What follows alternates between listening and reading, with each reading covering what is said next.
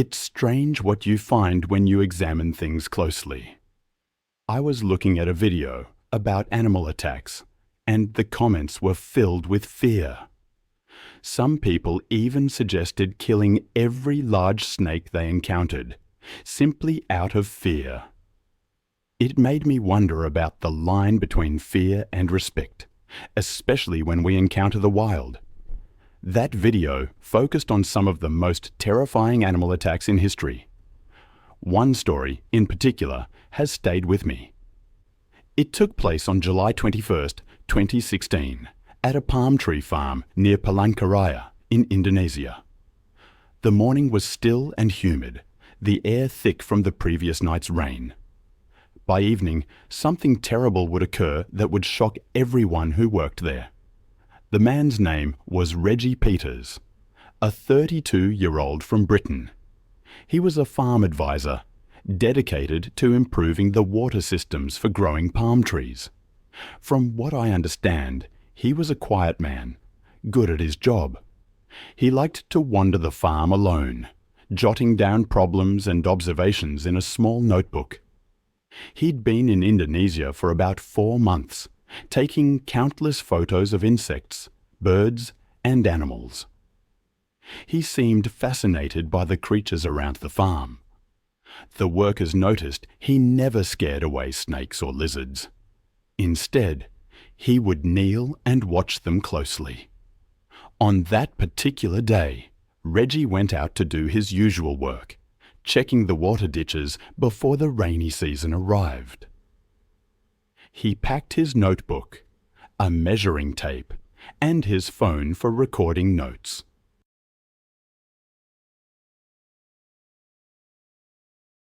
Around noon, 2 workers, Amir and Luthi, spotted him near a muddy ditch, kneeling and writing. They joked about the huge snakes that locals claimed to see near the water channels. Reggie apparently laughed and said he would love to see one of these big snakes up close. The workers later said he didn't seem worried by their warnings at all. He seemed to think their concerns were just old wives' tales. The palm farm was vast, stretching for miles, with rows of palm trees separated by narrow water channels. The ground was soft and muddy from the recent rain, making some areas quite slippery. Dragonflies flitted over the water, and mosquitoes filled the air. The only sounds were distant chainsaws and the low croaking of frogs from the ditches. The heat made everything feel still and heavy. This area is home to large snakes called reticulated pythons, some of the biggest in the world. They can grow over 20 feet long and weigh more than 200 pounds. They hunt by hiding near water, waiting for animals like pigs or dogs.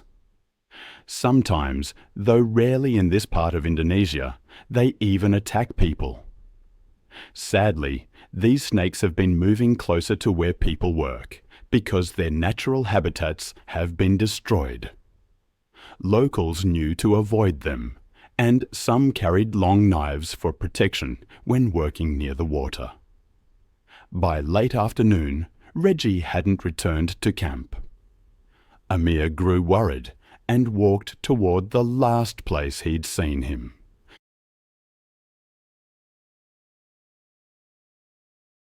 The farm was nearly silent except for the constant hum of insects. That's when Amir saw something that froze him with fear.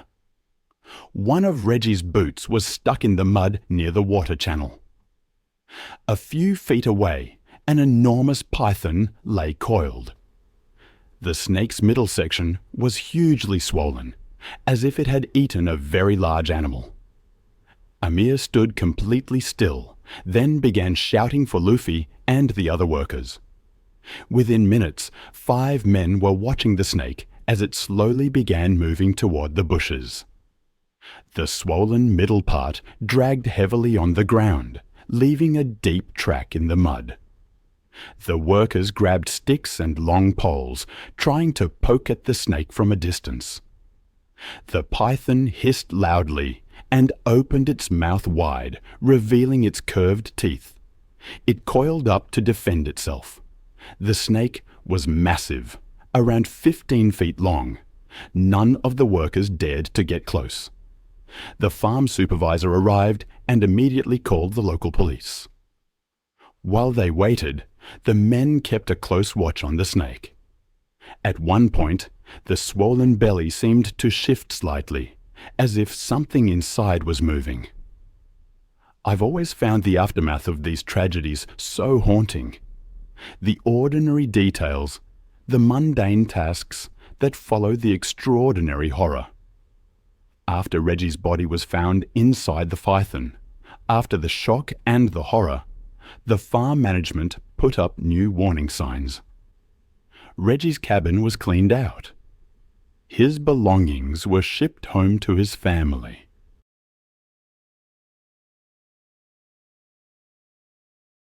Before that, though, one of the workers on the farm had noticed a strange bulge in the snake, too large to be a pig or a dog.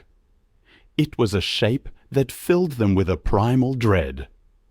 The police arrived, and the decision was made to kill the python. It took many minutes, many strikes with knives and poles, before the snake finally stopped moving. The autopsy. I can only imagine the silence as the police and villagers cut open the snake. The mud, the fluids mixing together on the ground, and then Reggie's body, curled up, covered in slime, his clothes torn. His notebook and phone were found nearby, damaged by the moisture. His body was placed in a sealed coffin and flown back to Britain. Now, I want to tell you about Clare Johnson. It was March 15th, 2014, in Ranthambore National Park in Rajasthan, India. The air was cool after a hot day. 2 travellers were sleeping in a tent, unaware that a snake had quietly crawled inside. Claire was 26, from Melbourne, Australia. She'd quit her job as a graphic designer to travel around Asia for a year, a trip she'd saved for almost 2 years to make possible. She wanted to see the world before returning to full-time work. Her friends knew her as adventurous, but also careful. She researched everywhere she stayed, carried medical supplies, and kept a detailed blog for her family. Visiting Ranthambore was a dream for her. She longed to photograph wild tigers. She'd even seen one that day, a female near a watering hole, even if it was far away.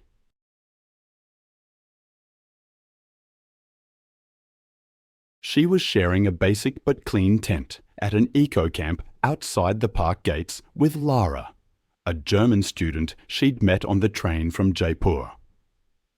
Claire was meticulous about keeping the tent organized.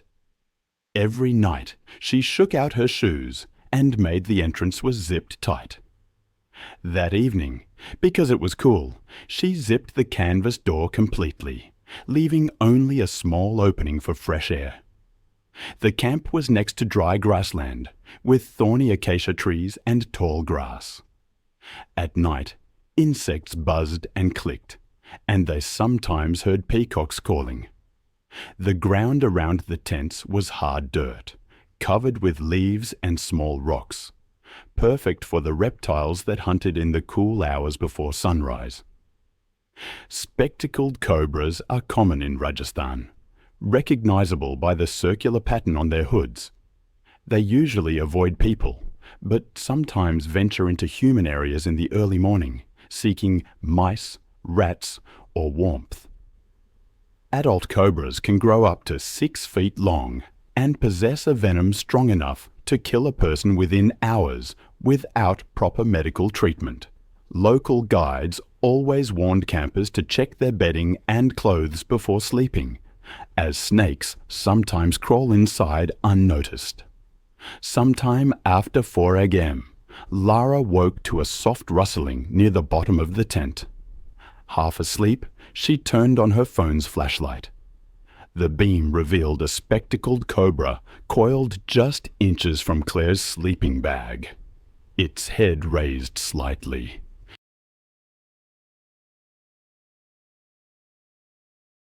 Before Lara could react, Claire moved in her sleep, her bare ankle touching the snake's body.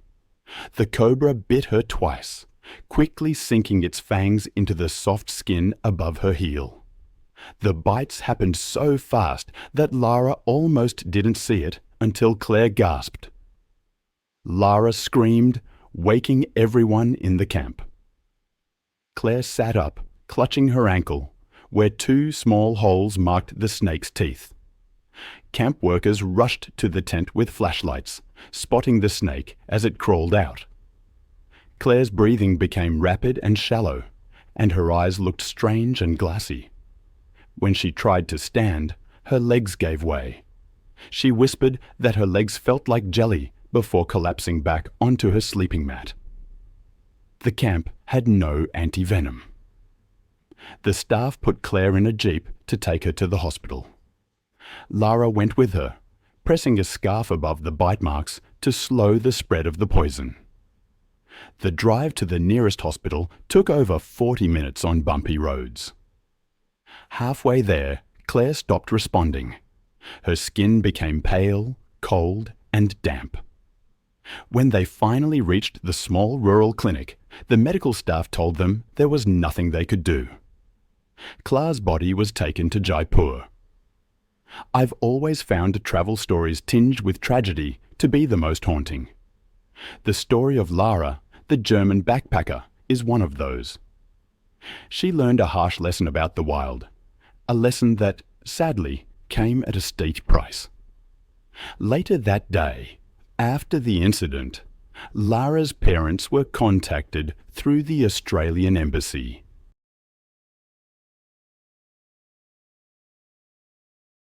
They requested that her body be cremated, following local customs. The camp management, understandably shaken, decided against closing down their business. Instead, they hired a local snake expert who began giving weekly talks to new guests. These talks focused on how to properly check tents and the importance of keeping lights on at night to deter snakes. Lara eventually returned to Germany. Later, she wrote a detailed account of her experience on a travel website. Her story served as a stark warning to other backpackers, urging them to always inspect their tents, bedding and shoes when staying in areas where snakes might be present. This post circulated quietly for years, a somber reminder to travelers who romanticized sleeping close to nature without fully grasping the potential dangers. The incident underscores the critical importance of taking safety precautions seriously when venturing into wilderness areas. Even experienced and cautious travelers can encounter unforeseen dangers when humans and wild animals share the same spaces. The tragedy serves as a reminder that proper preparation and awareness can be life-saving when traveling in remote natural areas. Now let me tell you about Jorge Cruz. It was September 9th, 2015, in a small lime orchard outside a rural town near Veracruz, Mexico. Jorge was 42 years old and had dedicated his life to working in this orchard.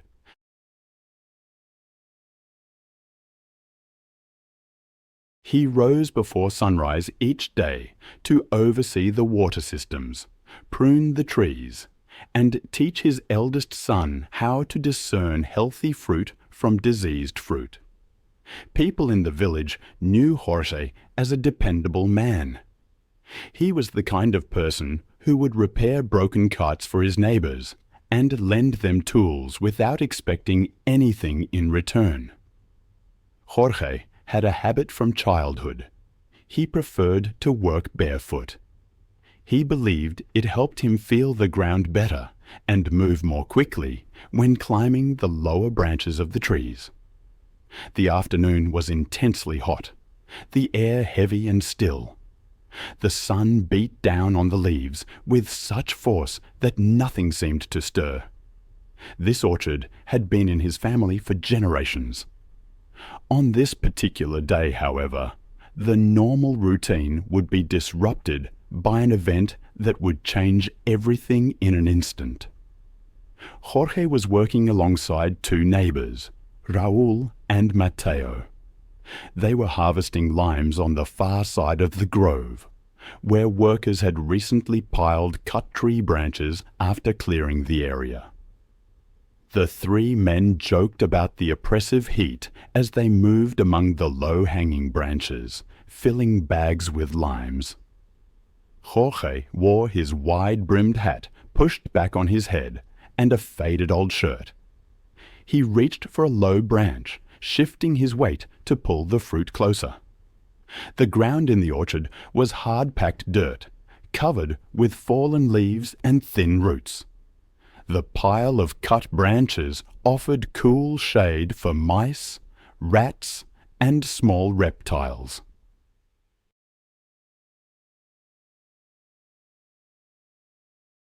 A patch of wild plants marked the edge of the orchard, and the low treetops cast long, shifting shadows across the ground. It was very quiet, so small sounds, a piece of fruit falling, clothes brushing against bark, were easily heard. The men were focused on their work and conversation, oblivious to the potential dangers lurking nearby. A type of poisonous snake, Bothrops asper, known locally as the terciopelo, or nasa, is common in Central America. These snakes are thick-bodied and typically grow to be 3 to 5 feet long. They possess a highly potent venom that destroys skin and muscle tissue, causes severe bleeding at the bite site, and can disrupt blood clotting and blood press throughout the body. These snakes blend seamlessly with fallen leaves and often remain motionless until someone is nearly upon them. Their bite typically causes excruciating pain, and the affected area swells rapidly. That morning, neighbors had been discussing an increase in snake sightings due to recent rains. Jorge's wife had urged him to wear boots while clearing brush and debris. The pile of cut branches where they were working was a perfect temporary hiding place for snakes. Raul later recalled warning Jorge to be careful, but Jorge dismissed their concerns, saying he would work quickly. When Jorge shifted his position, the snake struck without warning. It emerged from the leaves and bit him just above the ankle.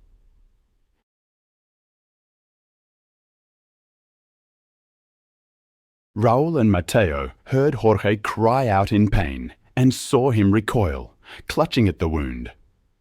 Before they could react, the snake bit him a second time. Dark blood stained the dirt where his foot had been. The pain was immediate and intense. He doubled over, dropping the fruit he was holding. Within minutes, his lower leg began to swell, the skin becoming bruised and discolored. He began to vomit, sweating profusely, and his face turned pale. Raul quickly tied a piece of cloth above the bite marks, and they fashioned a splint from a broom handle to immobilize Jorge's leg. A neighbor brought a small wooden cart, and they lifted Jorge into it, then pushed the cart toward the dirt road leading back to the village. The journey to the clinic was bumpy and slow. Dust coated Jorge's damp skin, and he became confused, his speech fragmented as he drifted in and out of consciousness. At the small village clinic, a nurse examined his swollen leg and noted that his pulse was weak and his blood pressure was dangerously low. The clinic had basic medical supplies but no anti-venom, the specialized medicine required to treat snake bites. The staff used their radio to contact the regional health center, requesting assistance. but the nearest supply of antivenom and a properly equipped ambulance were hours away. Jorge's condition deteriorated rapidly. He became increasingly disoriented, his breathing shallow and labored. The medical staff was helpless to improve his condition.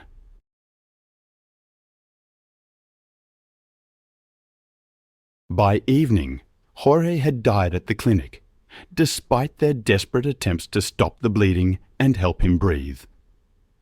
Raoul said they tried to kill the snake, but it disappeared into the thick pile of branches. There are places, even familiar ones, that can hide unexpected dangers. I've seen this truth play out in so many stories I've studied.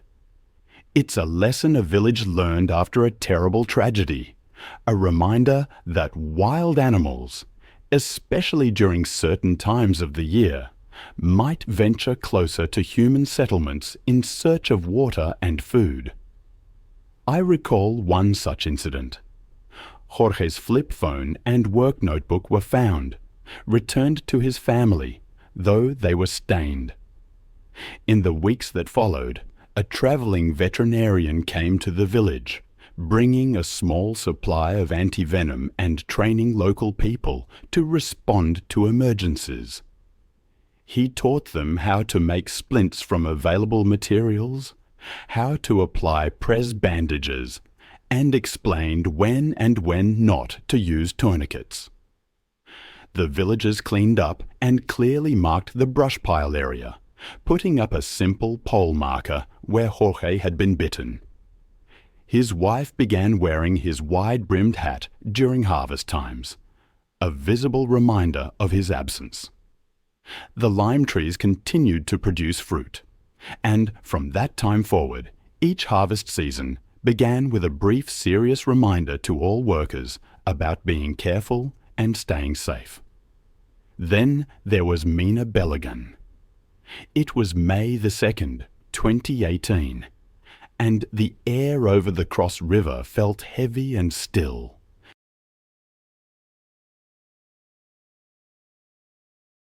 Mina was 19 and had just returned from university a week earlier. She spent most afternoons at the river. People knew Mina for her lively personality. She often brought her cousins to swim with her. Even though the older people warned them that snakes were more active during the dry season, Mina didn't think their warnings were important.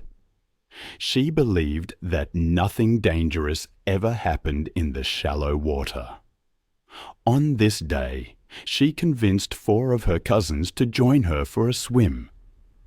They left their sandals and shirts on the rocks before walking into the cool water. Mina had plans to go back to school soon.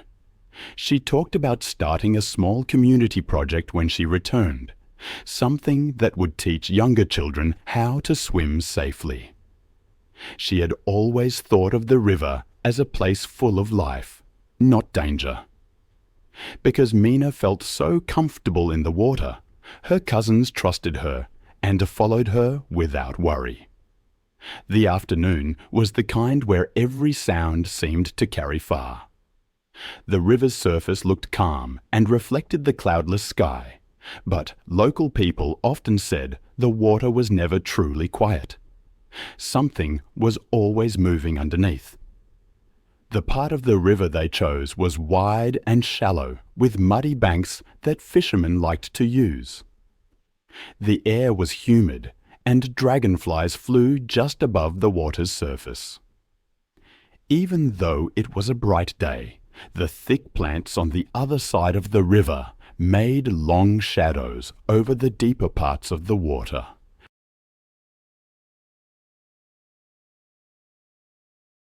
African rock pythons are the biggest snakes on the continent, growing to be more than 20 feet long. These snakes hunt by staying very still until an animal comes close. Then they bite with powerful jaws before wrapping their body around their prey to squeeze it until it stops breathing. While attacks on people are rare, These snakes are known to catch and eat goats, dogs, and even large animals like antelopes. During the dry season, they often hunt near water sources that are getting smaller because that's where animals come to drink. Earlier that week, an older fisherman had warned Mina's uncle that he had seen a very large python lying in the sun on a log nearby. Children had been told not to swim until the rains came and made the water levels higher. But Mina insisted that the shallow bend where they swam was safe. Mina had been in the water for almost an hour, playing and floating on her back, when one of her cousins saw something long and dark moving toward them. At first, they thought it was just a tree branch caught in the current. But when it curved and moved silently across the water's surface, fear spread through the group of children. The shape moved forward quickly, showing the patterned body of an enormous python. The snake attacked with shocking speed. Its jaws locked onto Mina's side before its body wrapped around her. Her cousin screamed as the snake's coils got tighter, forcing the air out of her lungs.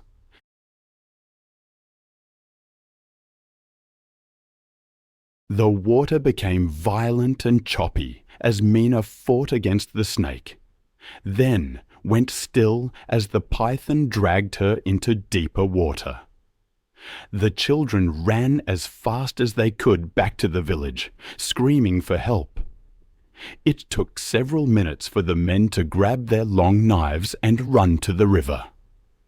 By the time they got to the river bend, the snake was still moving around in the water, but had pulled Mina deeper under. The men went into the water and cut at the python over and over until it finally let her go. When they pulled her onto the muddy riverbank, she had clearly been underwater for several minutes. Her skin was cold and pale, and her lips were a deep blue color.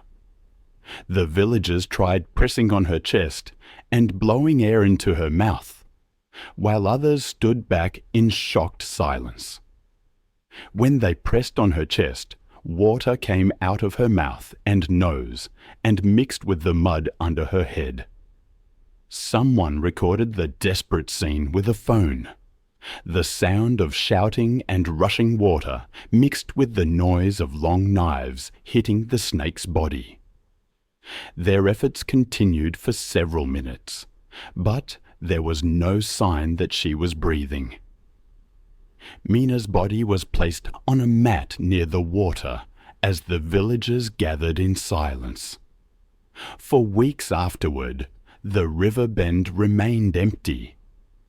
Fishermen refused to throw their nets there, calling the area cursed.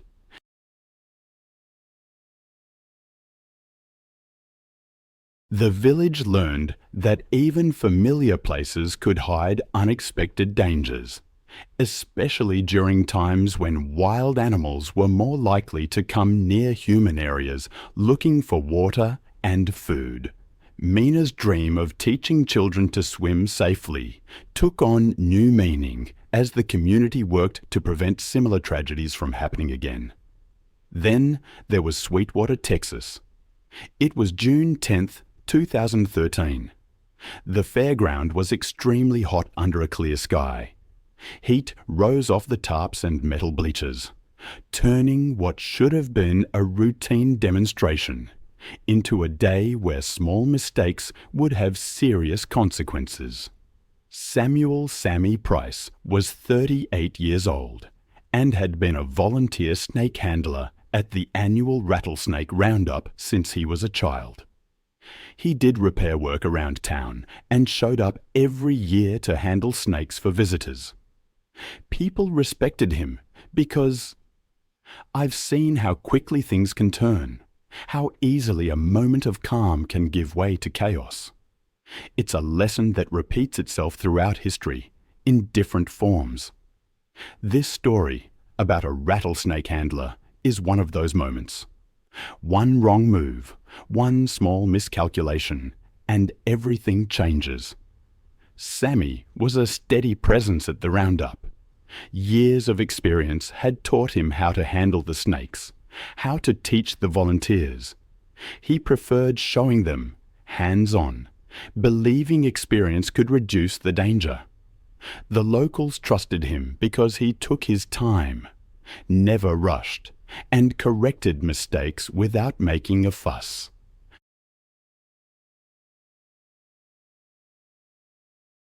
But this year, the festival was bigger, the schedule tighter. Sammy had been moving between the snake pits all morning, answering questions, spending hours in the sun. He'd skipped breakfast to keep things running smoothly, and he was feeling it. He thought it was just the heat and the exhaustion. His co-workers told him to rest, to drink water, but he kept working. When someone asked him to do one more demonstration that afternoon, he agreed, seeing it as his duty. The roundup used shallow pits for displaying the snakes, surrounded by temporary barriers, a raised platform for the announcer, and folding chairs for the audience. The air was thick with the smells of fried food, car exhaust, and dust. There were shade cloths and water containers nearby, but the layout was cramped, keeping the volunteers in the sun. People leaned against the fence, phones held high, recording every movement.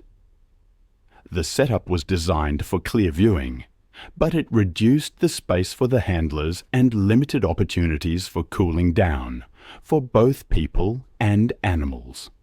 Western diamondback rattlesnakes are powerful creatures, often 4 to 5 feet long.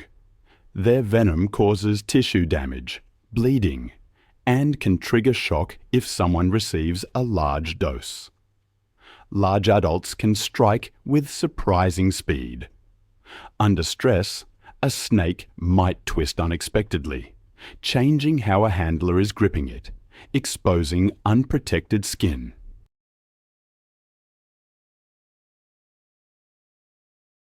Even skilled handlers can be bitten when a snake is already upset, or when heat and repeated handling increase its stress. Earlier that day, organizers had warned volunteers to take turns, to limit heavy handling during the hottest part of the day. A small accident during a morning demonstration had prompted them to formally remind everyone to take breaks and drink water. Medical personnel were standing by with IV fluids and antivenom. Sammy heard the instructions, agreed with them. But the crowd and the busy schedule drew him back to work. He took a heavy Western diamondback from a colleague and stepped into the pit, wearing a leather glove and carrying a snake hook. With a practiced motion, he lifted the snake. For a moment, the crowd relaxed, calmed by Sammy's steady presence. Then, the snake's body shifted, twisting sharply under the stress. It lunged forward, its fangs sinking into the soft tissue near Sammy's elbow. A jolt of pain shot through his arm. He signaled that he was, but his face flushed, and sweat beaded on his forehead.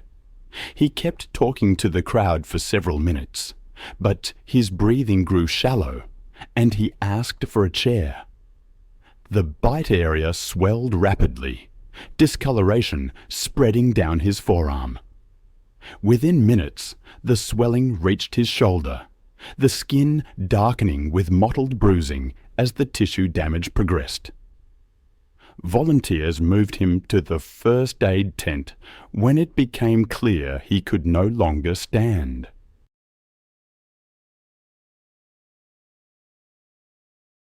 Paramedics applied press to slow the spread of the venom, started IV fluids, and administered the first vials of antivenom. His breathing turned shallow, his skin cold and blotched with bruising. Despite the rapid treatment, his blood press collapsed, and his pulse faded. Witnesses later recalled the frantic attempts to keep him conscious, as medics called for an airlift that never arrived in time. Afterward, his friends and fellow handlers organized training sessions. They invited regional medics to review emergency procedures and practice drills. A younger relative of Sammy's began helping at the pits, learning to prioritize taking turns and staying hydrated over putting on a good show. The festival board documented the incident and created a checklist for demonstrations, including maximum handling time, required breaks, and a fast evacuation plan to the nearest ambulance access point. But sometimes, even the best-laid plans aren't enough. I've found that to be true in so many of the stories I've studied. And in another part of the world, on March 15th, 2016, in the dense rainforests of southeastern Cameroon, a different kind of danger was brewing. I think about Erica often. The image of her skull cracking, brain matter leaking onto the concrete floor. It's a scene that stays with me. Caesar, the silverback gorilla, sat calmly beside her lifeless body for 4 hours, grooming blood from his hands. Warning signs had been mounting for months, you see.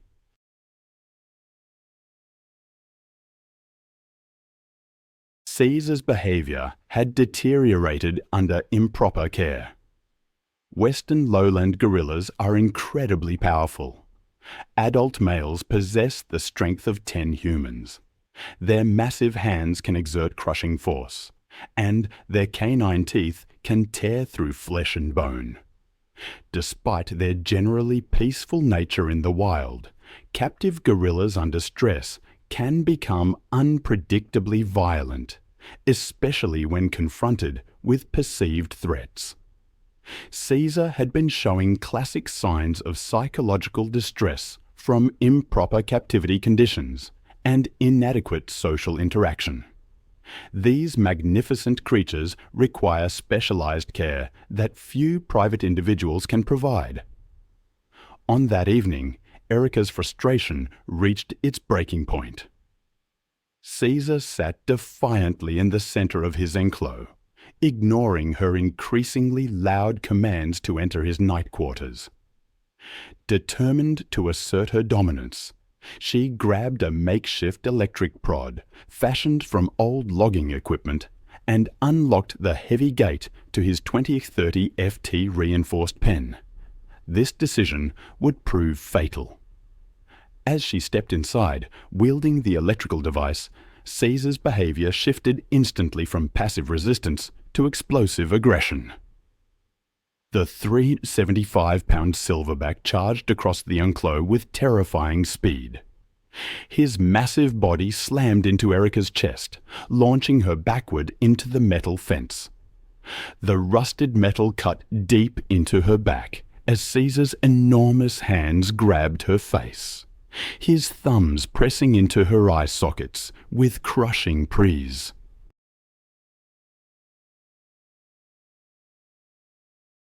Blood streamed down her cheeks as his fingernails tore at her skin. Caesar's powerful jaws clamped down on her left ear, severing it completely. Erica's screams echoed across the empty rainforest as the gorilla grabbed her right hand, which still clutched the makeshift prod. His bite force of over 800 lb per square inch crushed 3 fingers at the knuckles, severing them entirely. The enraged primate lifted Erica's body off the ground and shook her violently. Her shoulder dislocated as Caesar slammed her face first into the concrete floor. Her nose shattered on impact, creating a growing pool of blood beneath her head. The gorilla then grabbed her right leg with both massive hands and twisted, snapping her femur bone. The jagged fracture tore through muscle and skin. Caesar positioned himself over Erica's prone form and brought both fists down on her rib cage. 6 ribs cracked simultaneously, the broken bones puncturing both lungs. Her breathing became shallow as blood filled her chest cavity. For his final attack, Caesar grabbed Erica's head between his massive palms and squeezed. Her skull cracked, and brain matter leaked onto the concrete floor. Her body went completely limp. Local villagers discovered the scene the following morning when the usual sounds of morning feeding never came. Cameroonian authorities launched an immediate investigation, and wildlife officials worked to safely relocate Caesar to the Lima Wildlife Center.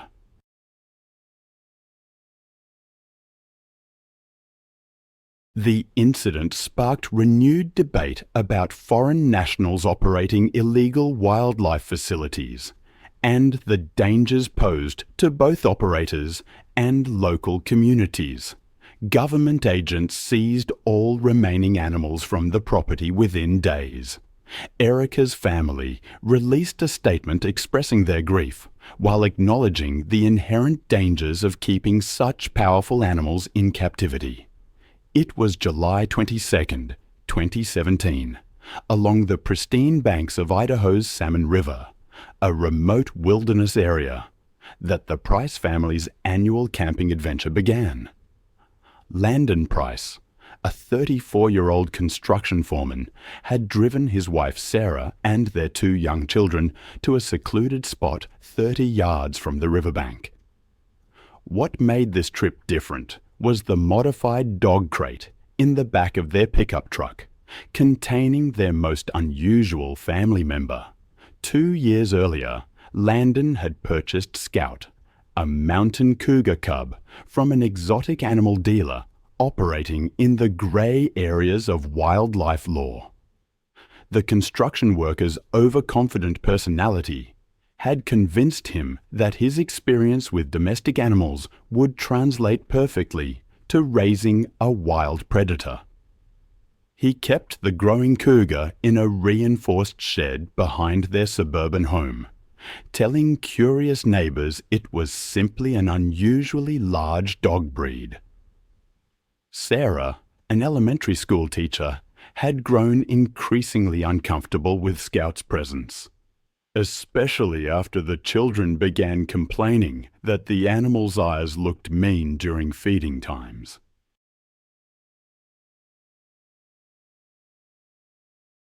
The warning signs had been mounting for weeks.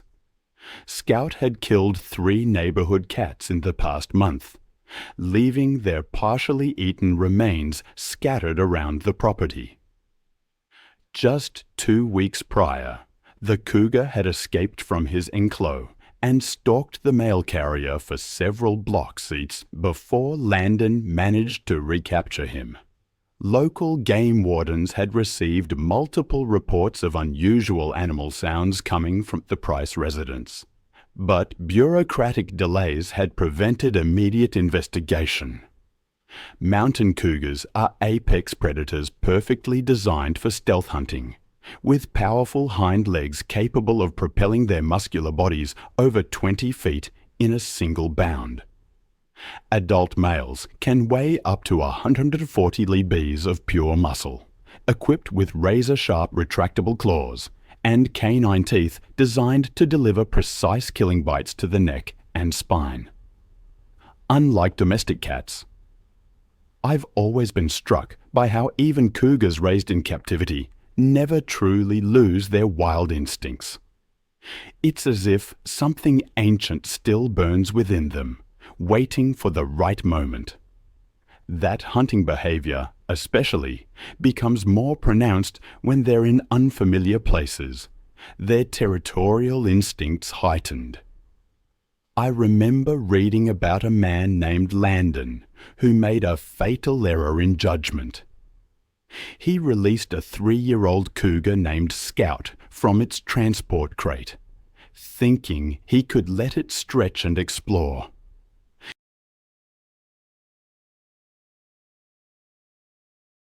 Landon truly believed that Scout's upbringing had somehow domesticated the animal's wild nature, treating this predator like an oversized house cat. But as Landon's family set up their fishing gear, Scout emerged and immediately began surveying the unfamiliar territory. His coat blended perfectly with the brush, his yellow eyes methodically scanning, cataloguing every movement, every sound. The 140-pound cougar's predatory instincts activated the moment Landon walked toward the river to fill water containers. Scout's pupils dilated. He crouched low behind a fallen log, muscles coiling. His tail twitched, that telltale hunting pattern. He calculated distance and timing with deadly precision. Then, in complete silence, Scout launched himself, covering 20 feet in a single explosive leap. His powerful body struck Landon squarely in the back. The cougar's 4-inch claws sank deep into Landon's shoulders, designed to grip struggling prey. Then his jaws clamped down on the back of Landon's neck with surgical precision. Scout's canine teeth punctured the cervical vertebrae, severing the spinal cord instantly. The bite caused immediate paralysis from the neck down. Landon couldn't move his arms, his face submerged. He drowned within 90 seconds. His body went limp as Scout maintained his grip, following millions of years of evolutionary programming. The cougar then dragged Landon's lifeless body toward the brush line, to cache his kill away from potential scavengers.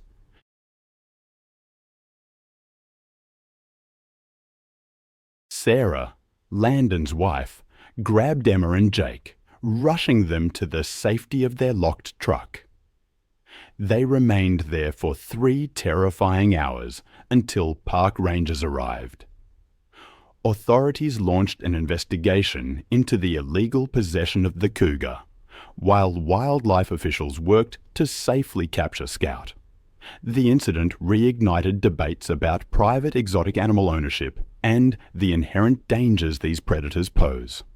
Another incident I recall took place on September 8, 2015, on a sprawling ranch in South Texas, a remote 50-acre estate miles from the nearest neighbor. It was there that Marcus Ellison, a 41-year-old oil rig worker, had converted an old barn into a makeshift big cat facility. He shared the property with his girlfriend, Lisa Chen, a 28-year-old veterinary technician, who had grown increasingly concerned about their unusual housemate. 4 years earlier, Marcus had purchased Luna, a 6-month-old jaguar cub, from a black market dealer operating along the Texas-Mexico border.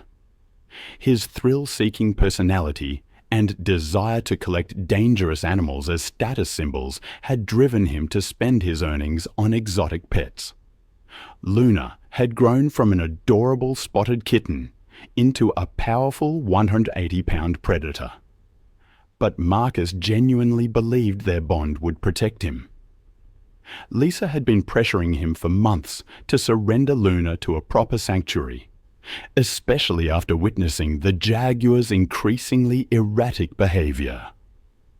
The warning signs had been mounting.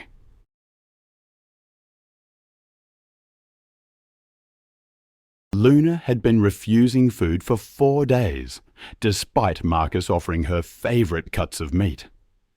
The jaguar had begun territorial marking throughout the house. Her obsessive pacing had worn visible paths in her enclosure.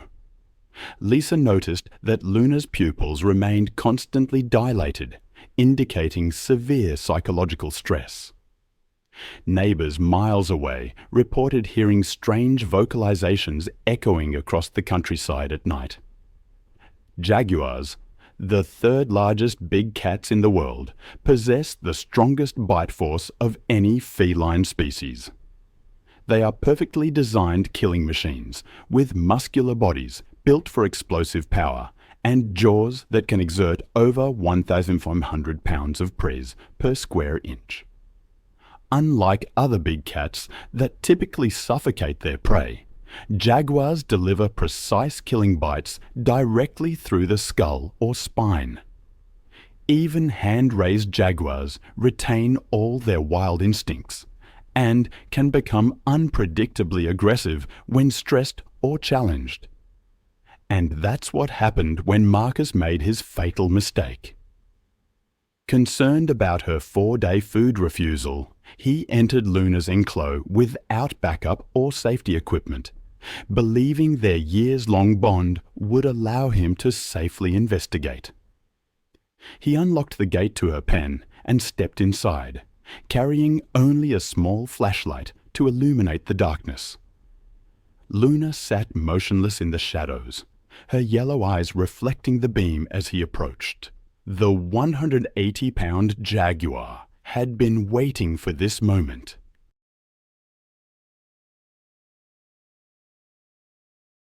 As Marcus knelt 15 feet away and extended his hand in what he believed was a gesture of comfort, Luna's predatory instincts took complete control.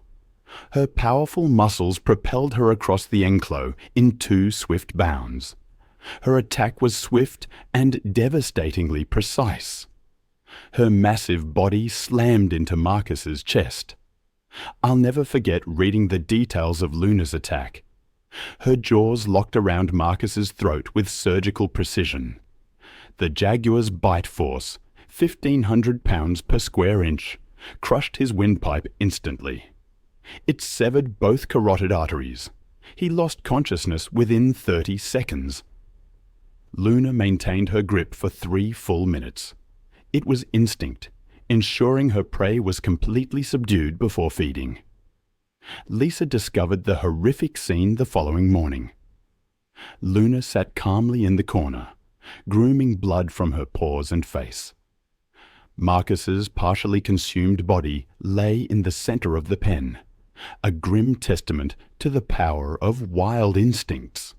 The incident sparked renewed calls for stricter regulations on exotic animal ownership in Texas. Marcus's family released a statement acknowledging the inherent dangers, urging others to learn from their tragic loss. Another tragedy unfolded on June 14, 2018, in a suburban neighborhood of Homestead, Florida. Behind a modest rental house was an elaborate backyard pond, a 40x60 FT artificial water system. It had become home to one of nature's most dangerous predators.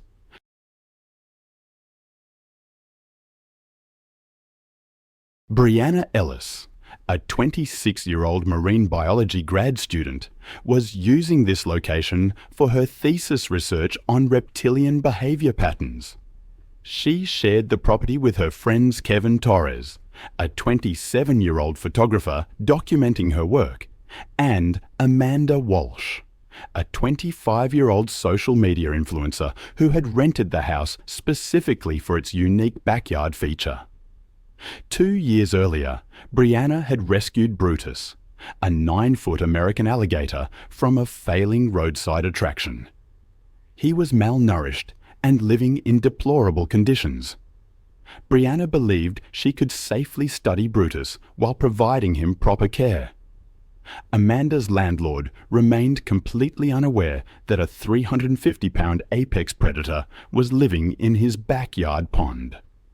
The warning signs had been escalating dramatically over the past month.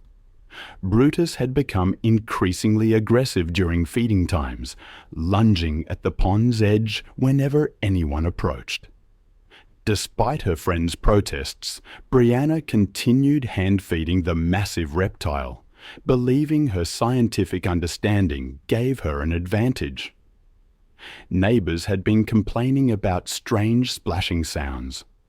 Brutus had been floating motionless for hours, displaying classic hunting behavior. American alligators are among the most efficient predators on Earth.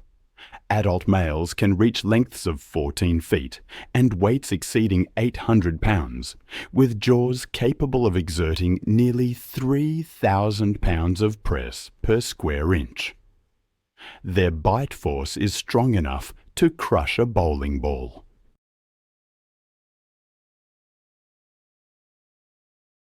Their signature death roll technique can dismember prey within seconds. These apex predators are ambush hunters by nature, capable of explosive bursts of speed.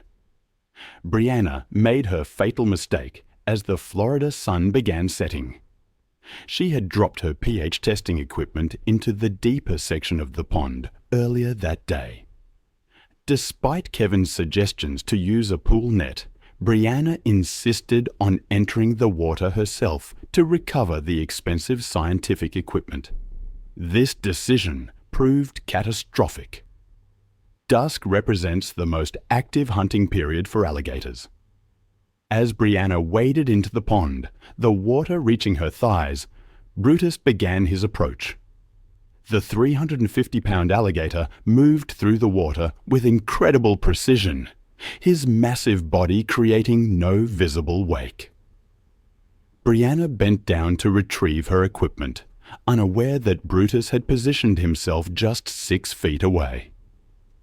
The alligator remained perfectly motionless beneath the surface, preparing for his assault. The attack came with devastating force and lightning speed.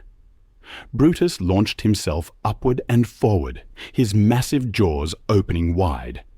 His bite encompassed Brianna's entire right thigh, crushing her femur bone instantly. Brianna's screams pierced the evening air as Brutus immediately began his signature death roll. The rotational force tore Brianna's leg completely away at the hip joint within seconds. The severed femoral artery released massive amounts of blood into the water, causing immediate shock.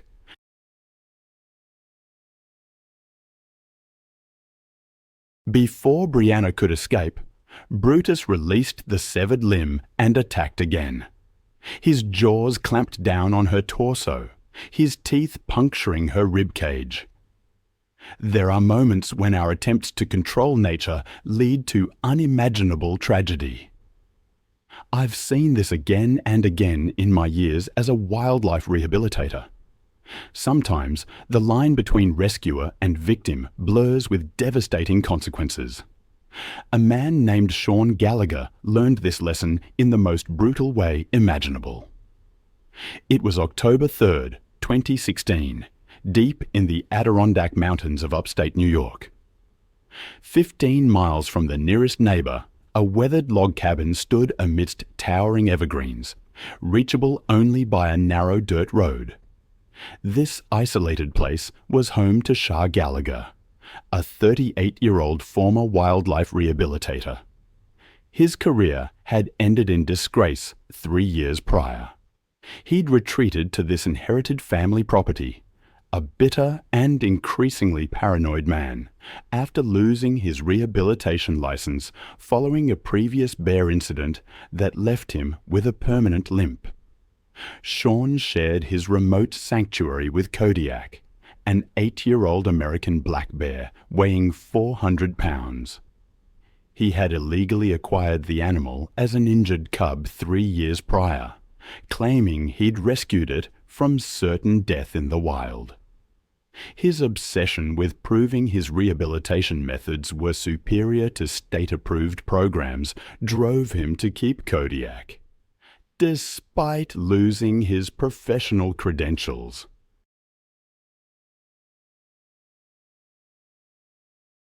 The bear lived in a reinforced room within the cabin, a makeshift arrangement that had grown increasingly inadequate as Kodiak matured.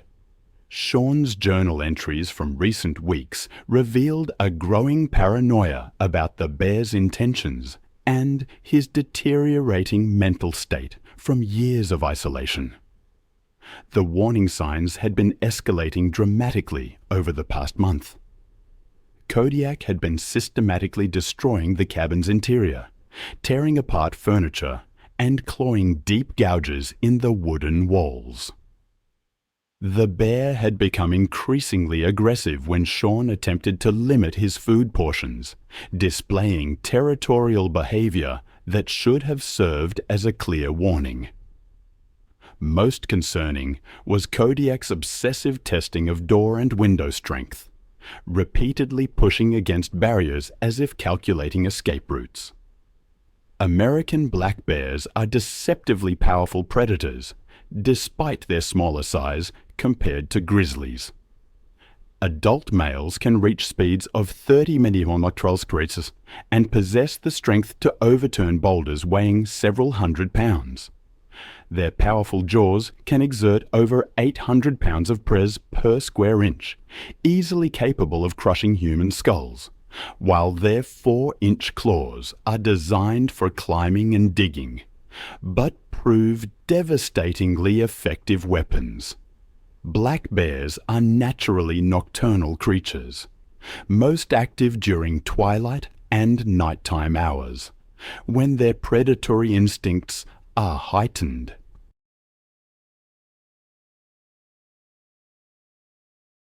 Sean made his fatal mistake at 2:30 in the morning when he decided to enter Kodiak's reinforced room to retrieve his damaged laptop and camera equipment.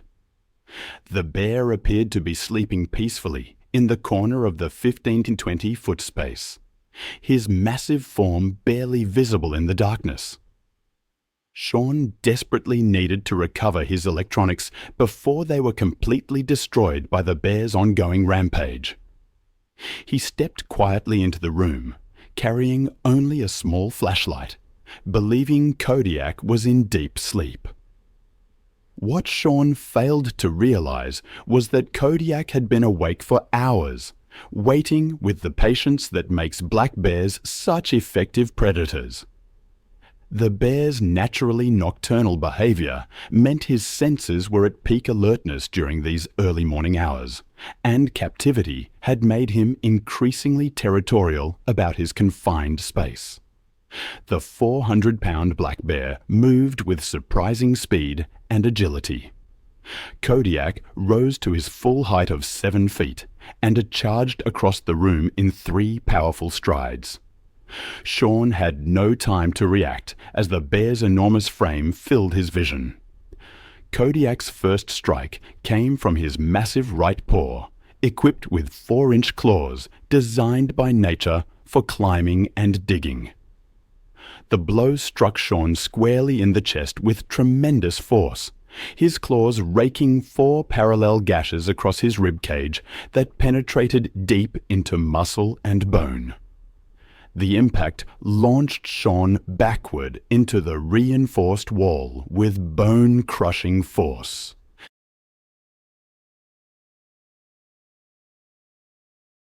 Before Sean could even attempt to defend himself, Kodiak pressed his attack with methodical efficiency. The bear's powerful jaws clamped down on Sean's head, encompassing his skull from temple to temple. Kodiak's bite force of 800 pounds per square inch crushed Sean's skull like an eggshell, causing immediate and catastrophic brain trauma. Brain matter leaked between the bear's teeth as he shook his massive head violently. Sean's body went completely limp within seconds, but Kodiak's defensive rage kept driving the assault.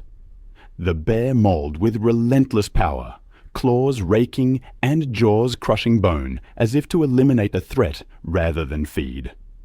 In his fury, Kodiak tore into Sean's torso, ribs splintering under the press, leaving a scene of raw devastation born not of hunger, but of instinctive dominance and fear.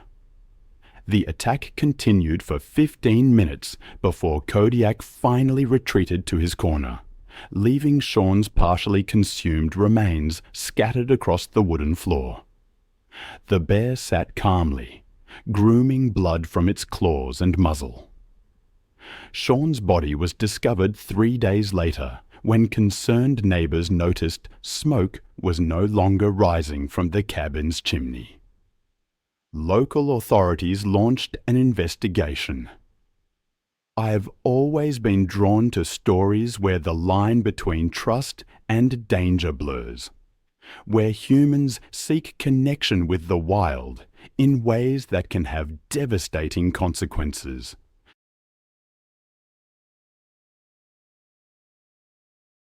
There was a case back in 2015 that stuck with me, a stark reminder of the inherent risks involved in keeping apex predators. It started with an illegal black bear, but soon revealed something far more unsettling. It was March 22, 2015, near Houston, Texas. The air was thick and humid. Behind a small ranch house, a Bengal tiger paced restlessly inside a chain-link enclosure. The owner was Michael Torres, a 41-year-old mechanic who spent his free time with his collection of animals. He started with ball pythons and iguanas, then a serval, and finally Raja, a 6-year-old Bengal tiger he got from a breeder near San Antonio. He kept Raja in a large, reinforced enclosure. Neighbors would sometimes see him walking with the tiger on a chain lead, talking to it like a friend. He believed Raja recognized his scent and tone and wouldn't hurt him. When a friend asked why he took such risks, he said it was about trust, earning respect through calm handling, not fear. That afternoon was overcast. The enclosure smelled of straw and damp soil. A friend, Luis Alvarez, stopped by and watched as Michael carried tools toward the cage. Raja was pacing more than usual, his tail lashing, eyes following every movement. Construction noise from a nearby property had been going on all morning. Michael said the tiger didn't like loud sounds, but would settle once he started cleaning. Bengal tigers are apex predators, capable of crushing bone with a bite, exceeding 1,000 pounds of prees.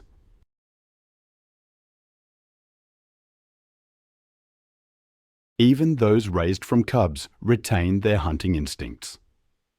Male tigers can weigh over 400 pounds and strike with enough power to shatter ribs. Their attacks rarely involve warning growls. Movement itself is often the trigger. Luis stood about 20 yards away while Michael opened the inner gate to replace old straw and rake droppings. He left the outer gate partially open for convenience. Luis said that as Michael worked, Raja continued pacing, muscles tensing. Michael glanced up once, muttered something, and bent down again. Luis later told investigators he saw the tiger freeze, its ears flattened, body crouched low, tail twitching rapidly. A second later, Raja lunged. The impact was a hollow sound of metal and flesh. The tiger's paw raked across Michael's face, knocking him down. He screamed, clutching his jaw, trying to crawl toward the gate.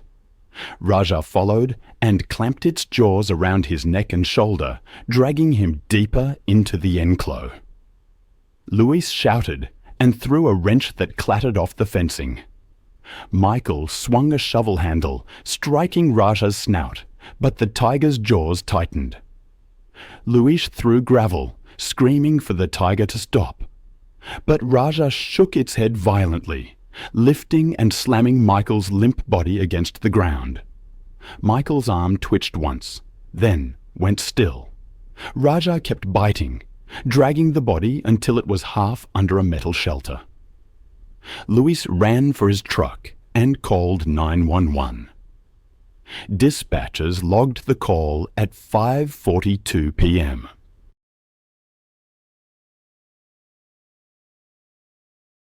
When deputies arrived 10 minutes later, they waited for animal control with tranquilizer rifles.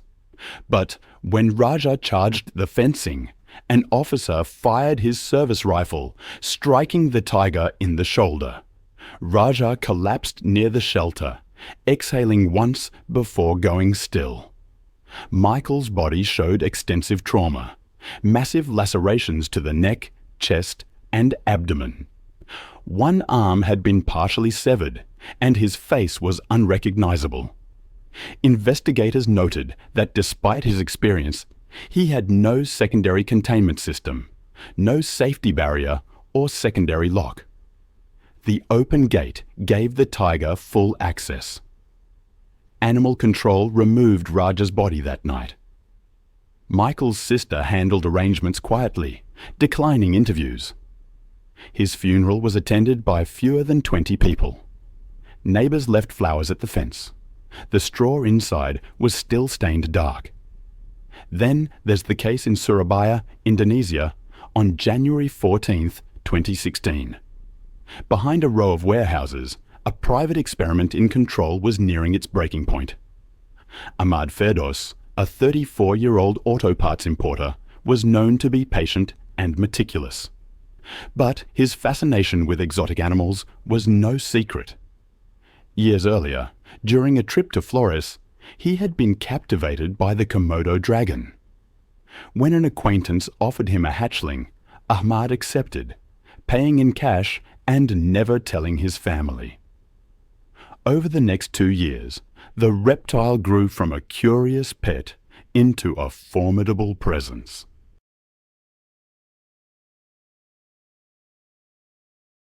The pen Ahmad built behind his warehouse was solid, thick steel mesh reinforced with concrete. I've always been drawn to stories where the line between caretaker and prey blurs. There's something deeply unsettling about the idea of a creature, once seemingly tamed, reverting to its primal instincts.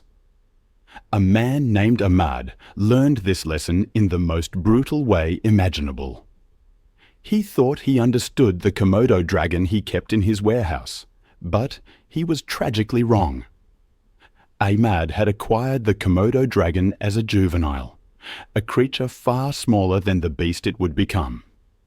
He'd built a pen for it, though even then, I imagine, it seemed too small. He fed it regularly, taking pride in the bond he thought they shared. His employees warned him, of course. They saw the animal changing, becoming less tame. But Ahmad dismissed their concerns, convinced the dragon knew him. The morning it happened was still and overcast. Ahmad had missed feeding the dragon the previous evening, and he noticed its water basin was overturned. He went into the enclos to clean it. The dragon was in the far corner, motionless. Komodo dragons, I know, can grow to an astonishing 10 feet. Their bite is strong enough to crush bone, and their venom contains toxins that cause rapid blood loss. They are ambush predators, capable of surprising bursts of speed. In captivity, especially when underfed or frequently handled, they can become dangerously aggressive.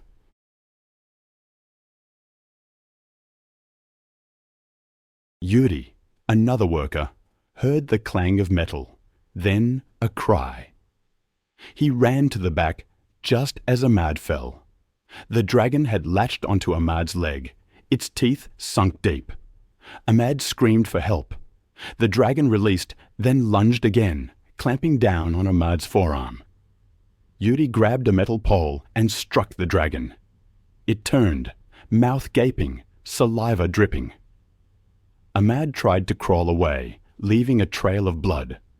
The dragon lunged once more, catching him in the side, below the ribs. Yuri struck again and again, until the creature finally backed off. Ahmad slumped back, eyes open, a hand pressed to the wound. Yuri managed to lock the dragon in its pen. But it was too late. The blood loss had been catastrophic. By the time emergency responders arrived, Ahmad was gone. The veterinarians who examined the dragon said it had shown signs of food aggression. It had originated from Rinca Island and had been obtained through illegal trade. The story barely made the local newspapers.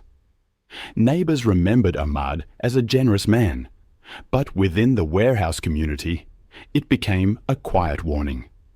They said he treated the dragon like a misunderstood companion, never realizing that to it, he was always prey. It reminds me of another story, one that took place on May 30th, 2014, near Bozeman, Montana.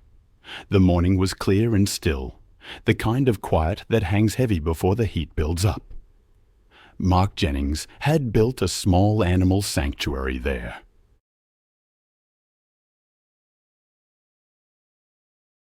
And inside, one enclosure stood larger than the rest, its occupant pacing in slow, deliberate circles. By noon, that silence would be shattered. I've seen the reports, read the statements, and still the image haunts me. A feeding pail overturned, lying in the dirt. The outer gate to the bear enclosure was half open. And then the screaming. The sanctuary, surrounded by rolling pasture and bordered by pines, was quiet that morning, save for the pacing claws and the creak of metal gates. Early summer meant strong sunlight, a restless energy in the air, and the smell of hay and meat drifting from the storage shed. Aaron had arrived early to prepare Bruno's meal. 15 pounds of meat mixed with supplements. Mark had left the previous evening to visit his sister, reminding Aaron to feed Bruno at the usual time, late morning, and to check the water trough afterward. The next day, he texted Aaron around 10, but received no reply. Assuming she was busy, he began his drive back. When he pulled into the gravel lot just after noon, he saw the gate ajar, the overturned pail. Seconds later, he heard the screaming. He ran toward the sound, rounding the corner to see Bruno towering near the feeding platform. Aaron was on the ground beneath him, her right arm torn open from shoulder to wrist. She kicked weakly, her clothes soaked dark with blood. The bear's movements were methodical, broad swipes, a deep huffing sound between each motion.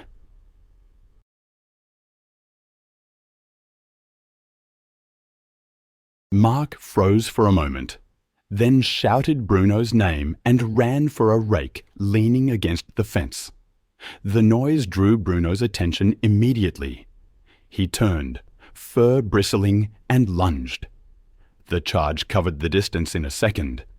The impact knocked Mark flat, the air leaving his lungs in a single sound. Bruno's paw struck his chest again, the claws sinking deep enough to tear through fabric and skin. Aaron saw Mark roll, trying to crawl back toward the gate, but the bear dropped onto him, pressing its full weight down. Bruno bit into Mark's left shoulder, shaking violently. The bear adjusted its grip, jaws closing on his neck. Investigators later reconstructed the sequence from Aaron's statement and evidence found inside the enclosure. The entire attack lasted under 30 seconds. Aaron dragged herself backward, her hand leaving red streaks along the concrete. She made it to the open gate, pushing herself through the dirt until she collapsed near the outer fence. Blood loss blurred her vision, but she heard Mark's shouting, "Stop!" abruptly replaced by heavy breathing and the rhythmic scrape of claws on the ground. Deputies arrived minutes later, responding to a 911 call placed by a neighbor who had heard the screams. They found Bruno standing over Mark's body, huffing and lowering his head as they approached. When an officer fired a warning shot, the bear reared back, roaring. The second volley hit him directly in the chest and shoulder. Bruno staggered, exhaled sharply.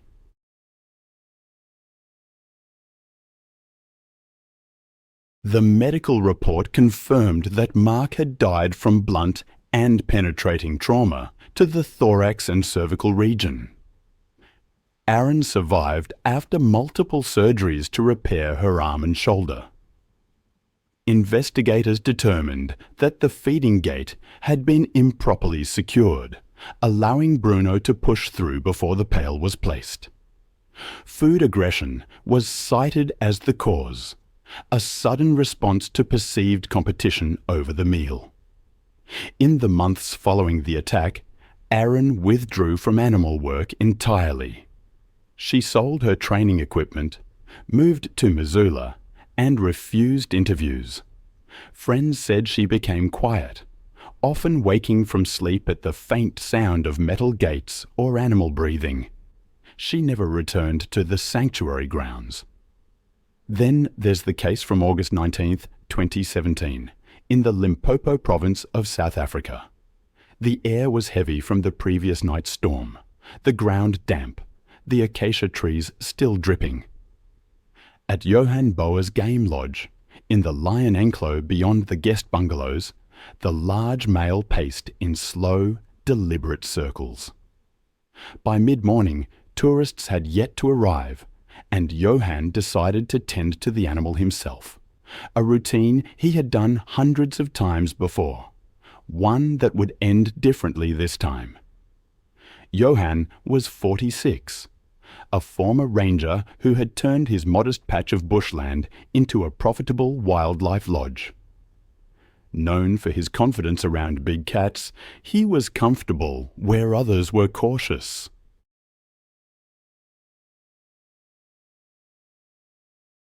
Over the years, he had cultivated an image of connection between man and predator. His prized attraction was Simba, a 7-year-old male lion raised at the lodge since cubhood. Tourists paid to pose with him through the fence, and sometimes, for higher fees, Johan would lead them into the outer section of the enclosure for photographs. He saw it as education and conservation mixed with business. To staff, Johan was competent but stubborn. He had a habit of trusting his instincts over protocols. Employees described him as meticulous with animal care, yet dismissive of warnings when it came to Simba. The lion was full-grown, nearly 500 pounds, and, though raised in captivity, he retained the instincts of a wild predator. Still, Johan insisted Simba recognized him as the one constant presence, often entering the cage to clean or adjust the feeding structure alone. Adult male lions, especially those kept in captivity, exhibit erratic behavior when stressed. Their territorial instincts can surge unpredictably, especially after storms, when scents shift and sound travels differently. A single swipe of a paw can break bone. Their bite, over 650 pounds per square inch, is built to crush windpipes. Even with long-term handlers, moments of agitation can become fatal within seconds. According to pieced-together evidence and reports, Simba had been restless since the thunderstorm.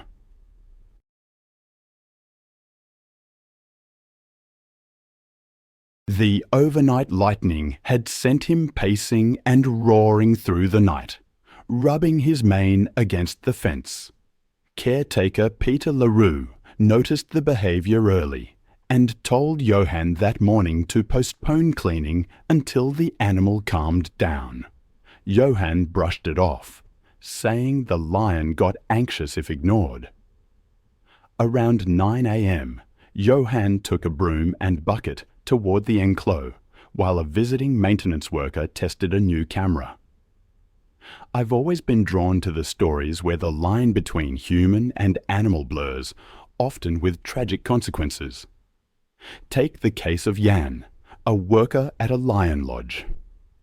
He approached Simba, a grown lion, with what seemed like routine calmness, but within moments that calmness shattered. The attack was swift, brutal, and utterly irreversible. The video, recorded casually by another worker, captured the whole thing. Jan entered the enclosure, closing the inner gate but leaving the outer one ajar. He started sweeping, speaking softly, seemingly unfazed. But then Simba began circling, his tail flicking sharply. The change was sudden. He lowered his head, crouched and lunged, knocking Yan to the ground. Simba's jaws clamped around Yan's shoulder, driving him down. Yan yelled, trying to push the lion away, but Simba shifted his grip, teeth sinking into the back of his neck. The sound of deep growling drowned out Yan's cries. Simba dragged Yan toward the shade, his claws tearing through the man's shirt and skin.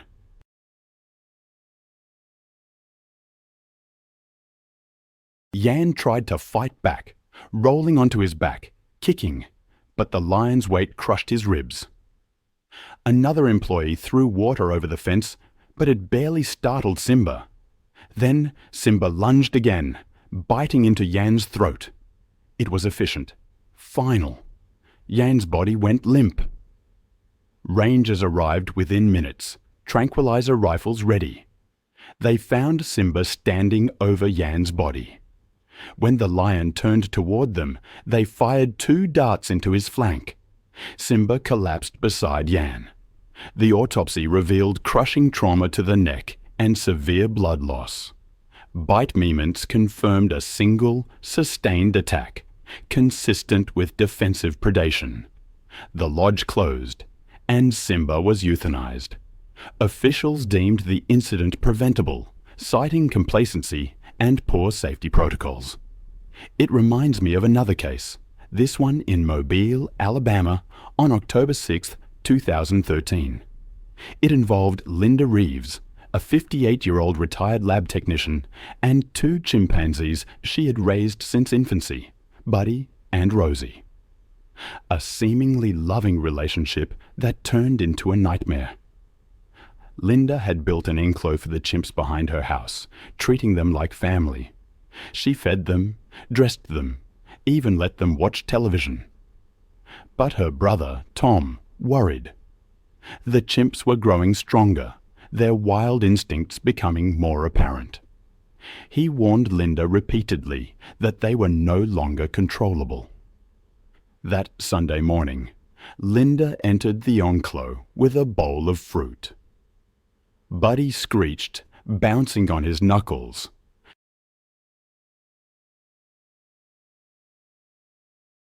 Linda told them to sit, setting the fruit on a rock. Buddy reached before she gave the signal, grabbing her wrist. She scolded him sharply. Then a different sound, a deep, chesty pan hoot. Tom saw the shift immediately. Buddy lunged, knocking Linda backward. The fruit scattered. Rosie screamed, leaping down from the bars. Linda's voice rose in panicked bursts as Buddy pinned her by the chest, tearing at her hair. Tom dropped his mug and dialed 911. Buddy's hands were red, gripping a handful of Linda's scalp. The screams turned ragged as Buddy's teeth closed around her face. He bit through her cheek. Rosie joined, latching onto Linda's arm. Tom ran to the fence, striking it with a shovel, but neither chimp reacted for long. I still think about that roadside zoo outside Chicago. April 17th, 2015. A bright, warm afternoon, the kind that brings out school buses and families. I can almost picture the scene, the faded paint on the signs, the rust creeping through the old fences. A small private animal park, the kind with parrots, goats, and monkeys in pens, that always seemed a bit too cramped. And then there was the chimpanzee exhibit. Near the middle, behind a low chain-link railing and a moat thick with algae. A hand-painted sign, no climbing or leaning on fence. Inside, 2 adult males and a younger female, their enclosure showing its age. A stark contrast to the modern habitats you'd see in bigger, accredited zoos. I learned about a boy named Matthew Collins.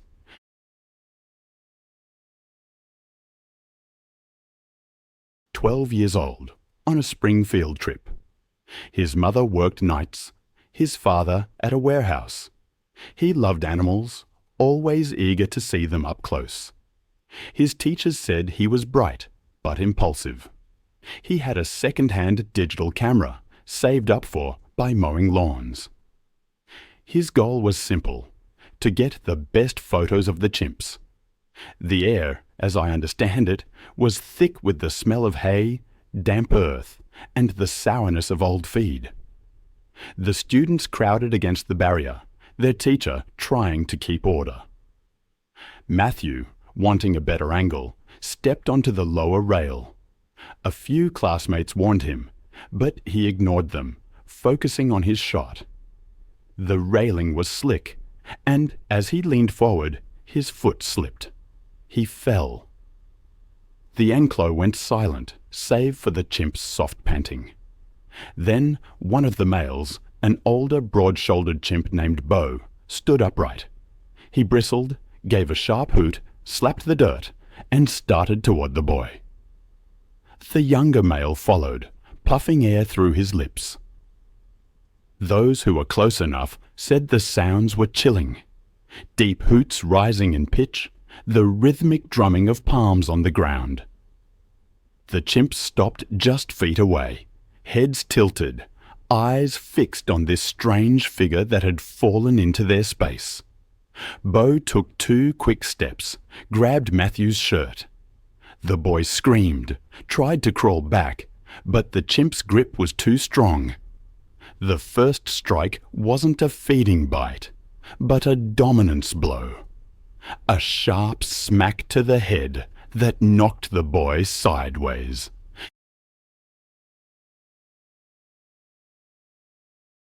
Then came the bite. A hard, fast clamp on the arm near the wrist. The smaller male joined in, pulling at the boy's sleeve, striking his shoulder. The sounds of hitting and tearing mixed with the chimp's hoots and the panicked screams from above. A zookeeper heard the commotion and ran toward the enclos, shouting for the crowd to move back.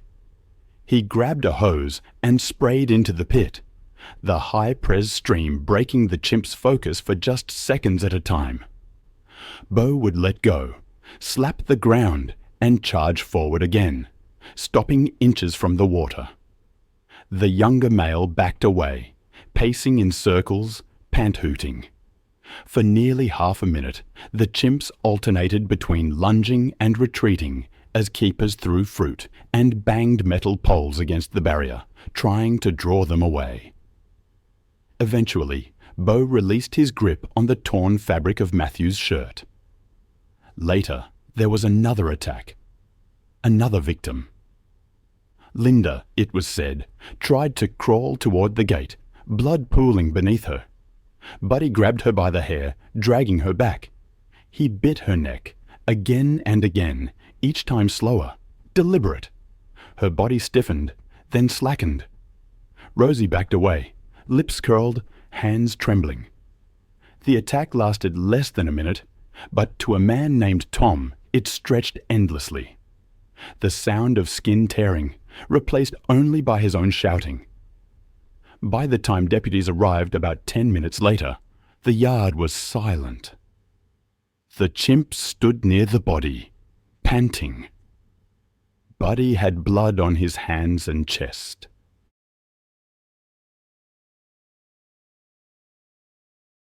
Rosie sat beside the gate, rocking slightly. Officers tried to use tranquilizers, but Buddy charged the fence, snapping at the air. A deputy then fired 2 rifle rounds through the bars, hitting him in the chest and neck. Both animals fell inside the enclos, their bodies still twitching when Tom was led away by paramedics. Deputies found Linda near the center of the cage. She had suffered massive trauma, scalp avulsion, facial disfigurement, multiple fractures. Her pulse was gone before help arrived. Investigators noted that the outer gate had not been locked, a lapse in Linda's usually strict routine. Tom refused interviews. He moved away within months, leaving the house empty, and the enclos to rust behind tall weeds. At the funeral, held quietly in a mobile chapel, a few former co-workers attended. They remembered Linda as gentle and curious. But behind the condolences lingered a shared disbelief that a bond built over years could turn fatal in seconds. The enclosure was later dismantled, leaving only a bare patch of concrete, stained faintly dark, where the hose couldn't wash everything away. There are moments when I read about the past that truly haunt me. The story of Matthew, for instance. He was working at an animal park when a chimpanzee attacked him. The barrier around the enclosure didn't meet safety standards, and the park lacked a formal emergency response team. A combination of poor infrastructure and human error turned the accident fatal.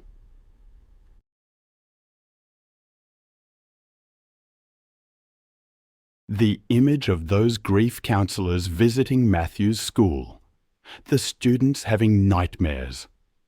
It's a stark reminder of how quickly things can go wrong when we underestimate the power of nature. Now, I want to tell you about another incident, one that also involves a chimpanzee, and the tragic consequences of keeping such a powerful animal in a domestic setting. It was June 11th, 2014, in Stamford, Connecticut. The afternoon was quiet. Houses lined Rockledge Drive in neat rows. But inside one of these homes, a woman was about to face an attack that would shock the entire community. Belinda Holmes was 57 years old and had lived in Stamford most of her life. She owned a male chimpanzee named Charlie. She had gotten Charlie as an infant years earlier, ignoring state laws that banned private ownership of such animals. She raised him like a child, dressing him in clothes, feeding him at the table, and driving him around in her car. Friends said she was devoted to him and believed she could control him the way others controlled pets. For years, Charlie was a local spectacle. Children stared when he looked out the windows. Neighbors watched Belinda walk him on a leash through the yard. She treated him like family and defended him whenever anyone expressed concern. But there were warning signs. Charlie had grown much larger over the years. By age 12, he weighed over 120 lbs. Belinda struggled to hold him back when he became upset, but she insisted he was gentle and misunderstood.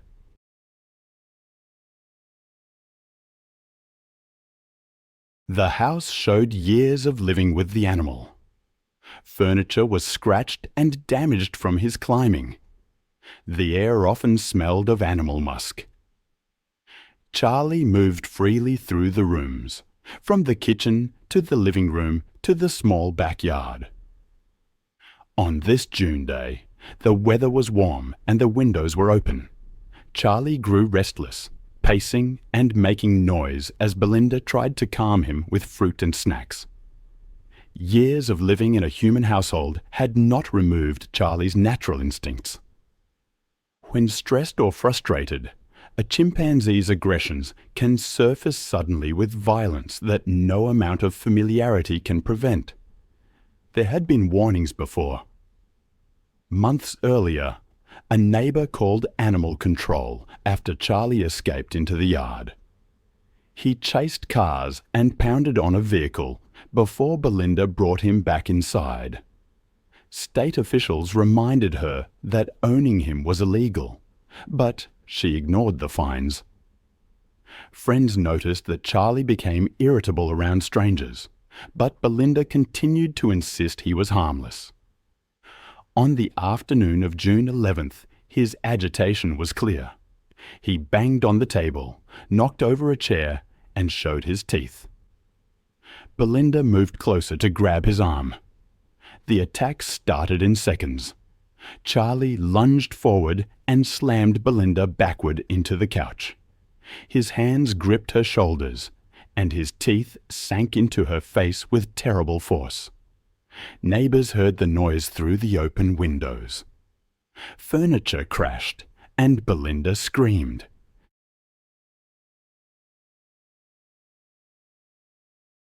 Charlie bit again, tearing into her hands as she tried to protect herself. Blood pulled quickly across the carpet as he continued the assault with relentless strength. Belinda tried to crawl away, but Charlie dragged her back by her clothes.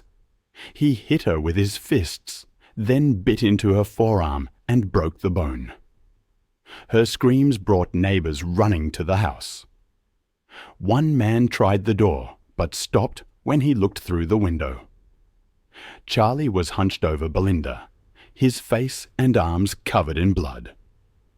The neighbours backed away and called 911, their voices shaking as they described what was happening.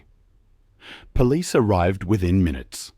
Officers walking toward the front door heard the chimp screeching and Belinda crying. Through the glass, they saw Charlie attacking, tearing at her scalp and face. There were no cages, no barriers, no way to separate the animal from the victim.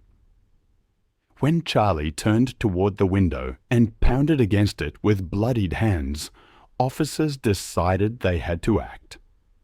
Officers fired multiple shots, the sound echoing through the quiet street. Charlie collapsed in the living room on the blood-stained carpet. Officers rushed inside and pulled Belinda out from under his body. She was barely awake, her face destroyed and her hands mangled. Paramedics worked quickly, but the damage was severe. She was airlifted to a trauma centre with critical facial injuries, severe trauma to both hands, requiring amputation and massive blood loss.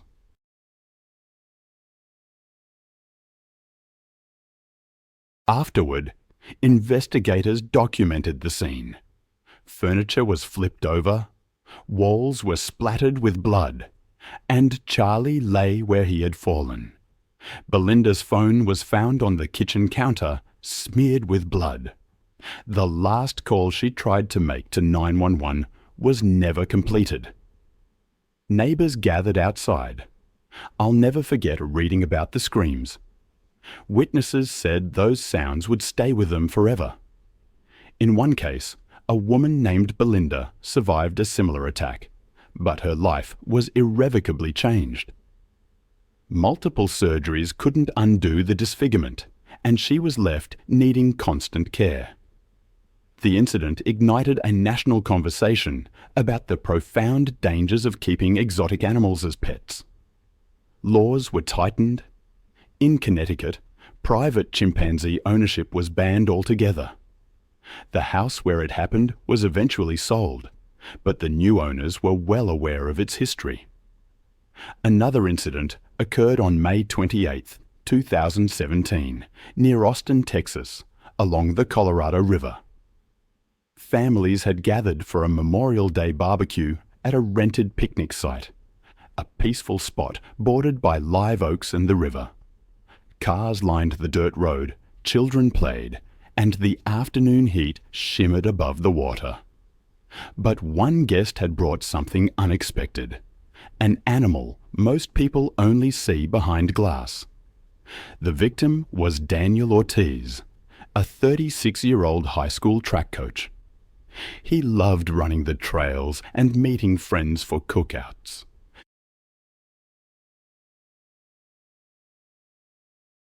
Everyone knew Daniel as the dependable one, always prepared with extra water and sunscreen. That day, he'd finished a 5-mile run and stopped by the barbecue after a friend's text. Drawn by the small crowd, he walked over to see what was happening. Daniel wasn't uncomfortable around animals. He volunteered at a local shelter, helping anxious dogs adjust before adoption events. He kept a respectful distance from the gathering, staying behind a trash can. The chimpanzee wore a harness, and its owner chatted with onlookers, handing out small pieces of fruit. Daniel wanted a photo to show his students, proof of the bizarre scene on an otherwise ordinary Sunday. He moved a few feet forward, trying to get a clear shot. The chimp shifted constantly, pacing in a small circle, sniffing the air, reaching for anything close. A faint musk mingled with the charcoal smoke. Adult male chimpanzees simply aren't suited for public gatherings. Their social structure relies on dominance, often enforced with sudden violence, and years of human handling can't fully erase those instincts. Crowds, unfamiliar faces, and food can trigger those instincts in an instant. A city ordinance banned exotic animals within Austin, but this site was just outside city limits. Few realized the handler lacked the proper permits. A couple stepped back when the chimp bared its teeth at a toddler holding a red cup. The owner shortened the leash, but kept feeding it fruit.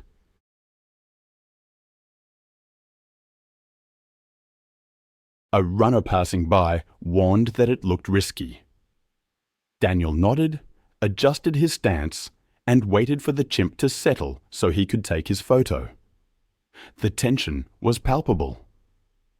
Children moved too close, then were pulled back. The chimp snatched a strawberry and grunted, eyes fixed on moving hands and faces. The owner tugged the leash, which had slackened around his wrist. Daniel stepped closer, maybe 2 feet, to avoid someone's shoulder in his shot. The chimp wheeled toward the movement. For a moment, everything was still except the wind. Then, the lunge. It was a blur of dark arms and teeth. The harness yanked tight, but not before the chimp's hand closed on Daniel's wrist. His phone flew away, skidding across the dirt. The first bite tore into his forearm, ripping skin and muscle. Daniel stumbled backward, trying to pull free, but the chimp's grip held. A second bite tore into the back of his hand. Screams erupted. The chimp dragged Daniel down, pinning him. Daniel tried to roll, but the chimp climbed onto his torso and hammered his shoulder with its fists. The leash tangled around the owner's legs, causing him to fall, and the leash slackened again. The chimp shifted higher, seized Daniel's head, and bit into his cheek. Blood stained the grass, soaking a blanket and streaking the chimp's face. Attempts to intervene failed. A man kicked at the chimp, but it knocked him off balance with a single arm. Another tried to shove the animal with a folding chair.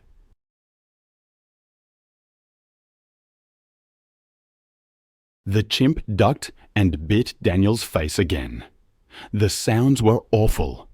Wet impacts, ragged breathing, shrieks from the animal, and short grunts from Daniel with each bite. A woman dragged 2 children away as the owner crawled toward the leash, hands shaking. The attack slowed when the owner looped the leash under the chimp's chest and pulled it toward a picnic table leg, creating a brief barrier. The chimp released, then lunged again, tearing at Daniel's face and arms before finally weakening. Daniel's movement slowed. He tried to lift an arm, but another bite broke a bone in his wrist with a sharp crack. Bystanders threw bottles and tried to shield him with a trash can lid, but nothing worked. Emergency calls went out, but the rural location delayed help. By the time deputies arrived, the shouting had stopped. The chimp sat trembling near the overturned table, the leash twisted tight. Daniel lay motionless on the trampled grass. The chimp was sedated and taken away. By dusk, only tire tracks and a few torn paper plates remained. The river kept flowing, slow and steady, carrying away the sounds that had been there. I've always been struck by how quickly things can change, how a seemingly normal situation can erupt into chaos in an instant. It reminds me of a day in Los Angeles, September 14th, 2018. The morning sun was shining on a small studio, ready for a simple animal demonstration on a daytime talk show. But what unfolded that day was anything but simple.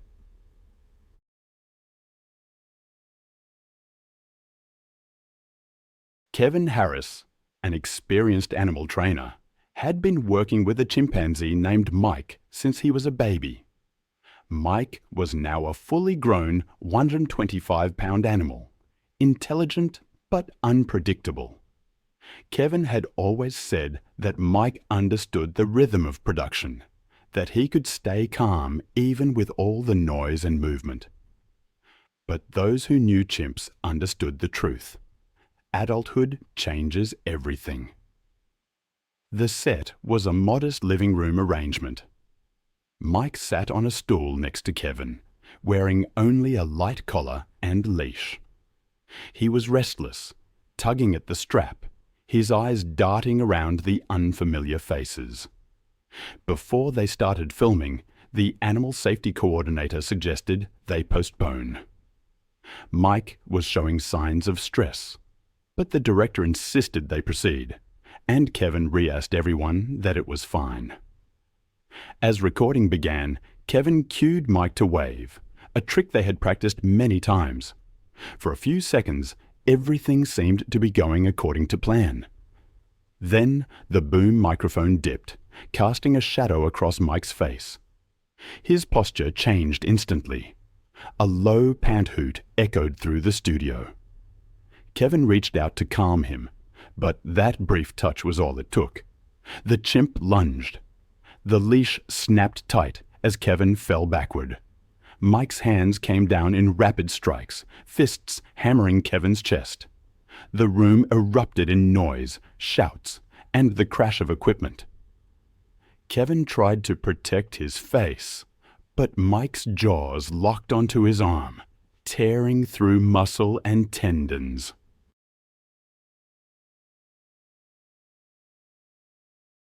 Blood sprayed across the carpet as Kevin twisted, trying to break free. Crew members screamed for security. One man swung a tripod, but Mike dodged, gripping Kevin's shirt and dragging him toward the wall. The impact cracked a camera housing. The chimp's shrieks grew louder. Someone threw a fire extinguisher, and the spray filled the air. Mike released Kevin for a moment, then turned toward the noise, teeth bared and streaked with red. Security burst in, blasting Mike with the extinguisher. He staggered back as Kevin lay motionless on the floor. Animal control officers arrived and tranquilized Mike. Kevin survived, but barely. He suffered dozens of puncture wounds, a shattered forearm, and severe facial injuries. He lost part of his arm and most of the muscle tissue on one side of his face. The production was shut down. The footage never aired. The incident was a stark reminder of the power and unpredictability of wild animals and the unbearable cost of disregarding safety. Then my thoughts turned to October 9th, 2019, in western Uganda. I find myself on the Kampala-Fortale Highway, a road cutting through steep, forested hills. I learned that this road, a lifeline for towns, had become a dangerous crossing for wildlife whose habitat had been divided. I picture Martin Blake, a 48-year-old wildlife photographer traveling alone.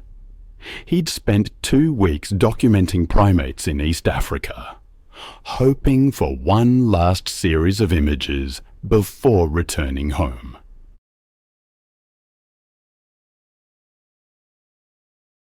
He was known for pursuing difficult shots, often venturing off marked trails. That morning, he drove west out of Fortale, stopping where the highway sliced through the forest. He had heard stories of chimpanzees. I've always been drawn to the stories where ambition meets the raw power of the natural world. Sometimes that meeting ends in tragedy. I remember reading about a photographer named Martin, driven by the desire to capture a unique image of chimpanzees in their natural habitat. What he found instead was a brutal confrontation that cost him his life. Martin was in Uganda, hoping to photograph chimpanzees near the mountain road. He had experience photographing gorillas and monkeys, but his ambition sometimes led him close to danger. He parked near a bend in the road and started walking along the shoulder. A local motorbike rider shouted something to him, gesturing towards the trees, but Martin waved it off, more concerned about speeding trucks than the animals. The highway cut through dense green ridges, and it was along these edges that chimpanzees sometimes appeared, able to easily climb across embankments. Rangers often warned tourists to stay in their vehicles, and locals avoided walking alone, especially in the morning when the animals were most active. Martin had been told as much at his lodge, but he dismissed the warnings, believing he could handle the situation, having worked safely around gorillas before.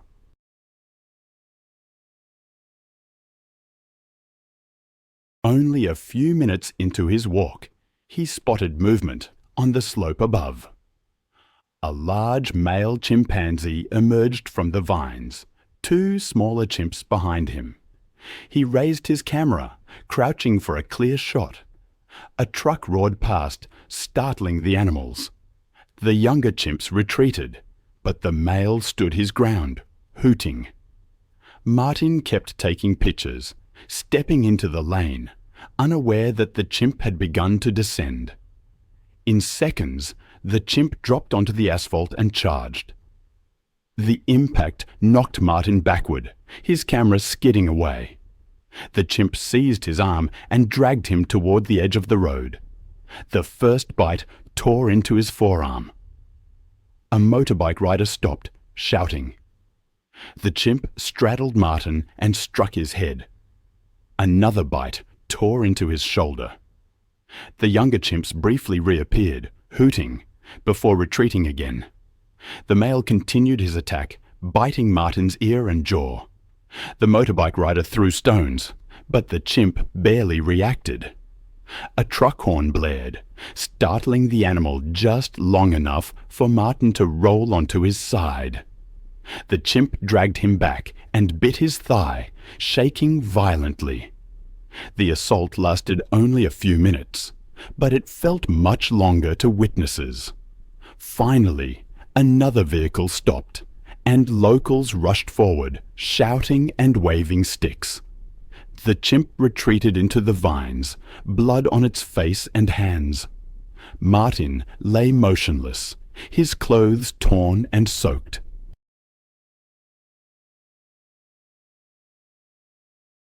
Locals loaded him onto a truck and sped toward Fort Portal, but he lost consciousness and was dead on arrival. His camera bag held his last images: the forest edge, the red dirt slope, and a blurred frame of the chimp stepping from the vines.